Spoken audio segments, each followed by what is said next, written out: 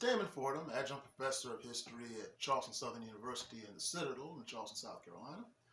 And I'm going to start off this one with an interesting story. It turns out during slavery, there was a man known as High John the Conqueror.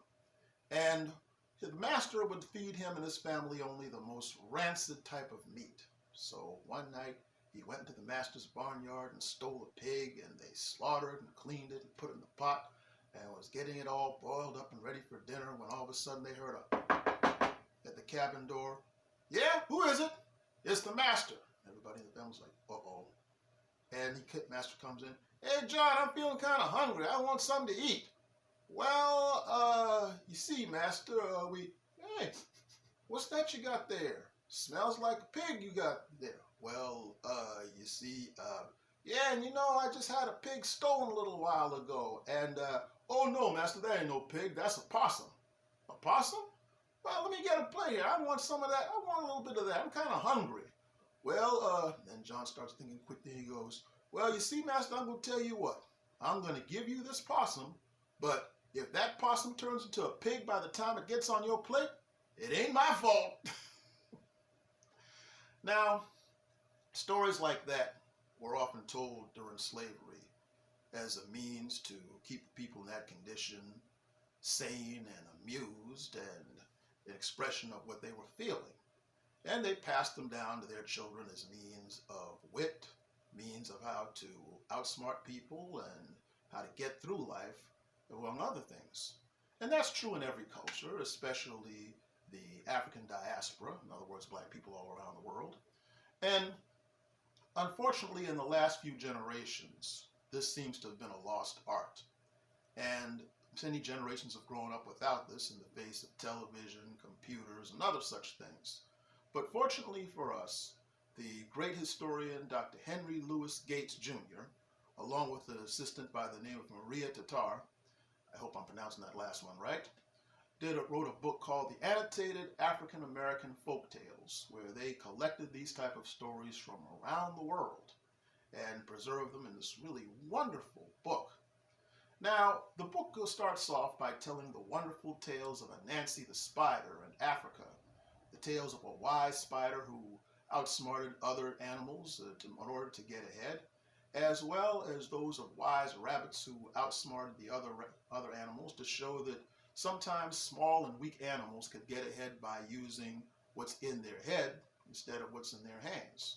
So, along with these other type of stories and various African myths, they then take matters to the New World and stories that people told during slavery that were often some of the things that survived from African memory, particularly those about the wise rabbits who outsmarted the stronger animals. And this found expression in what were known as the Brer rabbit stories. Brer was the dialect word for brother, in case you were wondering. And there were a number of enslaved storytellers who passed on that tradition. Here in South Carolina, we had a man by the name of Prince Baskin who did that down in the Sea Islands. And Dr. Gates focuses particularly on a fellow out of Eatonton, Georgia, who's known as Uncle George Terrell. Now, Uncle George Terrell belonged on a place called the Turnwell Plantation, and there was a white writer by the name of Joel Chandler Harris, who would take down his stories because he was so fascinated. And one of the stories that Uncle George Terrell was best known for was the Tar Baby story. How's that go? For those of you who haven't heard it. You see, it turns out that this rabbit was stealing this Brer Fox's peanuts out of his garden, so he got tired of that, and so he says, "Yeah, well, I'll fix them." So he took a lump of tar and he put a hat and a pipe in the Tar Baby, so the rabbit would think it was a person. The rabbit comes up and says, "Hey, stranger, how you doing?" And reached to shake the Tar Baby's hand, but the tar got it stuck and went, and so the fox came in there and says, with a knife and fork, "Oh yeah, Brer Rabbit, I got you now." And so the rabbit says, "Mr. Fox, you can cut my head off and you can skin me alive, but please don't throw me in that briar patch." Throw you in the briar patch? "That's right, Mr. Fox. You can boil me and hang me to the neck until I'm dead, but please, whatever you do, don't throw me in that briar patch." "Oh yeah, well, that's what I'm going to do." So he ticks the rabbit up and goes, "1 for the money, 2 for the show, 3 to get ready," and Rabbit looks up from the briar patch. Hey, Mr. Fox. Yeah? Guess what? What? I'm a free man now and you don't have any dinner. Ah, why you got this? And so, you see, that story was told during slavery to get the young people to understand that the best weapon that they could have is in their head and not in their hands many times, see? So Joel Chandler Harris was fascinated with all this, and he wrote a number of these stories down into a book called Uncle Remus's Songs and Sayings, changing the name of Uncle George to Uncle Remus. And he wrote several others like that, like Nights with Uncle Remus and the Little Boy, and so on and so forth. And they were very popular in the late 1800s and early 1900s. So much so that there was a young boy in the Midwest by the name of Walter Elias Disney, who took a lot of these stories and made a movie about it in 1947 called Song of the South, with the Brer Rabbit stories. You see, everything has its origins. And Dr. Gates and Miss Tatar go on to chronicle some other lesser-known tales.